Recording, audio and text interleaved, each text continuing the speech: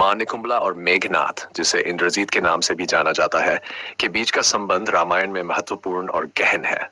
मेघनाथ रावण का सबसे बड़ा पुत्र था और उसे यह नाम इसलिए मिला क्योंकि उसने इंद्रदेव को युद्ध में पराजित किया था।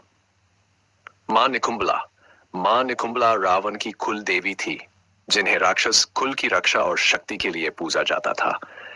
कहा जाता है कि मां निकुंभला की कृपा से ही रावण और उसके परिवार के सदस्यों को अद्वितीय शक्ति प्राप्त होती थी। मेघनाथ और मां निकुंभला का संबंध। मेघनाथ को मां निकुंभला का विशेष भक्त माना जाता था।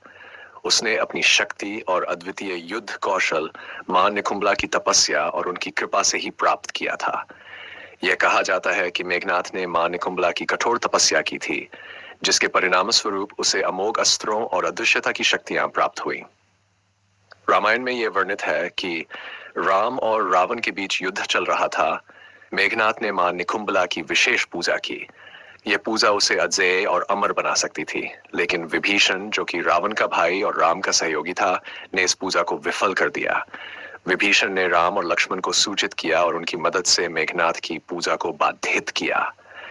इसी कारण मेघनाथ अपनी पूरी शक्ति प्राप्त नहीं कर सका और अंततः लक्ष्मण द्वारा युद्ध में मारा गया। इस प्रकार मां निकुंभला और मेघनाथ के बीच का संबंध अत्यंत महत्वपूर्ण है।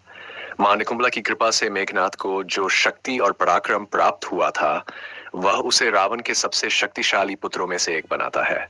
लेकिन विभीषण के हस्तक्षेप से मेघनाथ अपनी पूजा पूरी नहीं कर सका और यही उसकी पराजय का कारण बना।